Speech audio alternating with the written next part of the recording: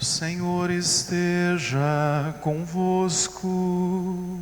Ele está no meio de nós. Proclamação do Evangelho de Jesus Cristo, segundo João.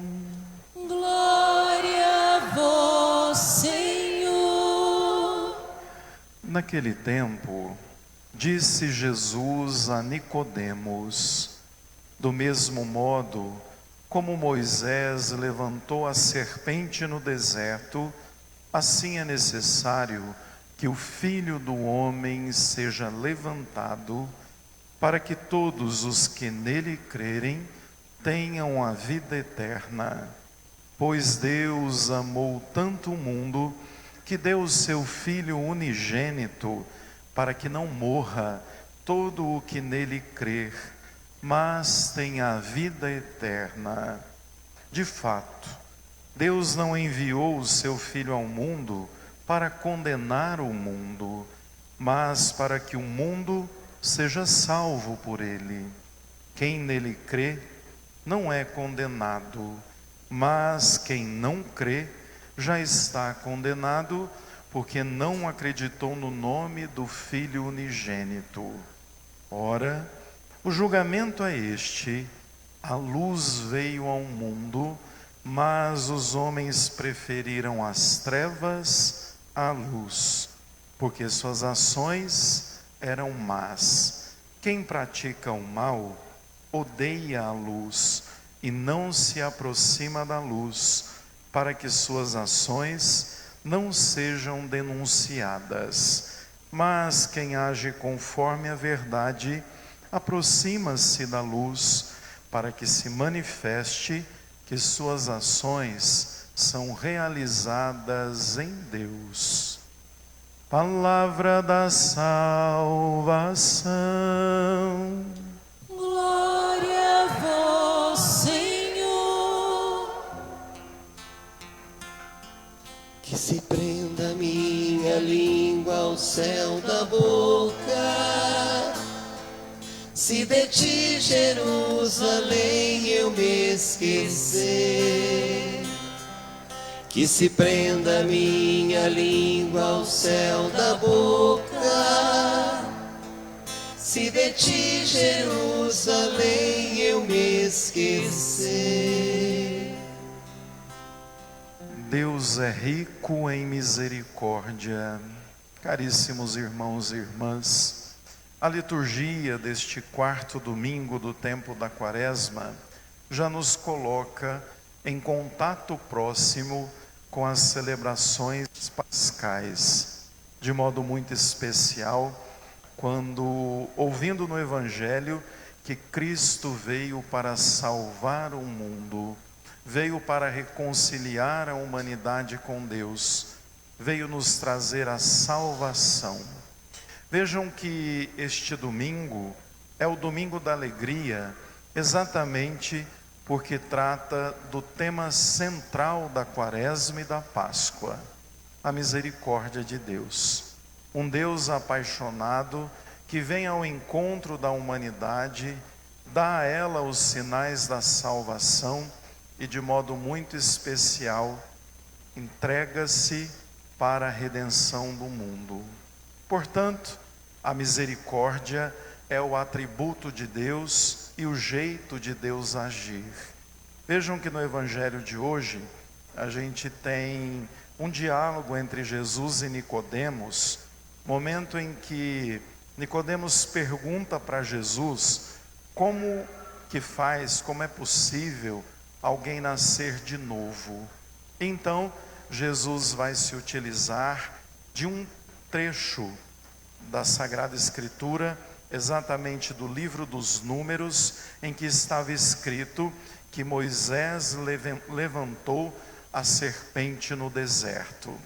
Vejam que aqui, ao dizer Jesus que Moisés levantou a serpente, e assim acontecerá também com o Filho do Homem, a gente precisa entender o que de fato Jesus quer dizer.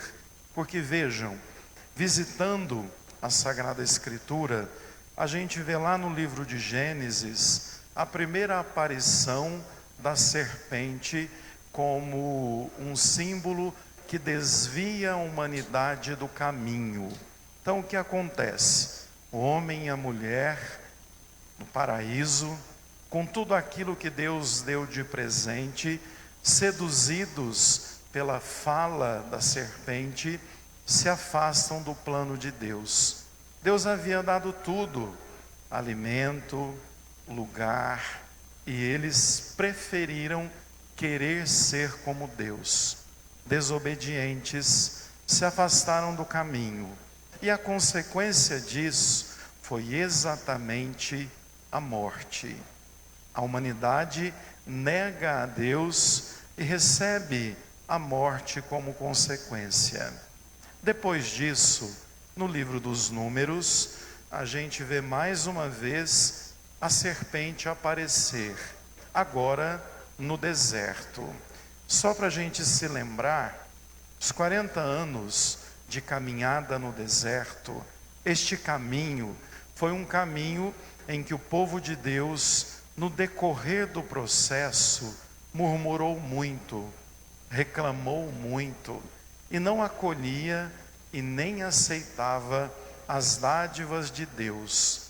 Depois que Deus mandou o maná no deserto, esse mesmo povo reclamou, dizendo que tinha nojo do maná, dizendo que não aguentava mais, que tinha saudade das cebolas do Egito.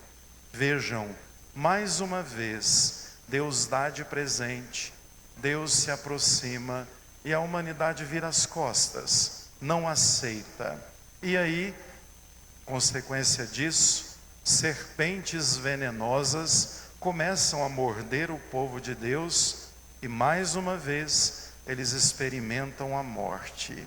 E aí vejam que Moisés faz. Moisés reza a Deus e Deus manda que ele levante uma serpente de bronze numa haste, e todo aquele que fosse mordido pela morte contemplasse a serpente e viveria e não morreria. Uma prefiguração muito clara ao que aconteceria com Jesus. Por isso ele vai dizer que o Filho do Homem, assim como aquela serpente, seria levantado, e todos aqueles que olhassem para ele, que contemplassem e que acreditassem, seriam salvos. Por isso, a elevação de Cristo na cruz é a nossa referência de salvação. E aí, Jesus continua dizendo: pois o Filho de Deus, ele vem para salvar a humanidade. Como consequência do amor, ele vai dizer: Deus amou tanto o mundo que enviou o seu próprio Filho para salvar a humanidade. A gente poderia inclusive se perguntar se não poderia ser de outra maneira. Deus não poderia salvar de outra forma. O Filho precisou ir para a cruz para a salvação do mundo. Mas vejam, para despertar em nós um desejo de conversão, para despertar em nós essa atração a uma vida dada ao mundo, o Filho precisou ir para a cruz, para que a gente entendesse o tamanho do amor de Deus. Deus poderia de repente decretar o perdão à humanidade. Deus poderia de repente reconciliar a humanidade com Ele sem precisar do sacrifício da cruz. Mas a nossa resposta não seria a mesma, porque de fato, quando contemplamos o Filho de Deus elevado na cruz, por amor, sem interesse algum, na gratuidade, isso desperta em nós um desejo de sermos melhores. Isso desperta na humanidade um compromisso de conversão. Se aquele que tanto amou fez tanto bem, por que nós não podemos também fazê-lo? E vejam que então, usando a metáfora das trevas e da luz, Jesus vai dizer: vejam, para ser salvo é preciso crer, é preciso acreditar. Quem não crê não será salvo. Aquele que crê vive a vida de luz, porque não tem nada a esconder. Aquele que não crê, em contrapartida, esconde-se nas trevas para que a sua vida não seja descoberta.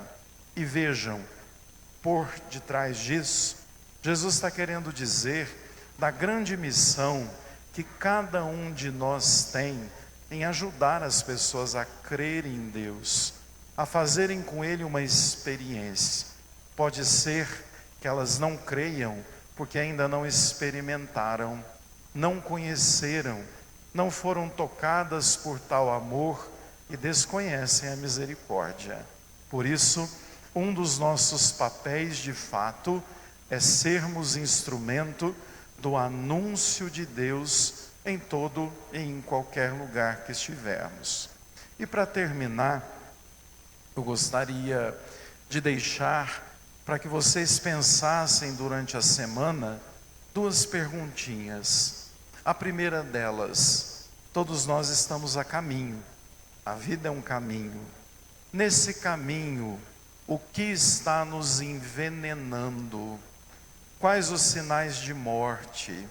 Nesse caminho, já estamos na metade da quaresma. O que é que nós temos que afastar de nós, que é instrumento do mal, que é veneno de morte? E ao mesmo tempo, pensarmos, também há tantas situações que nos salvam. No caminho do deserto, o que tem nos salvado? O que tem ajudado cada um de nós a experimentar a graça de Deus? Assim pensando, a gente afasta de nós o que nos envenena e abraça com graça aquilo que de fato nos reergue e nos salva. Deus é rico em misericórdia e o seu amor por nós é grande.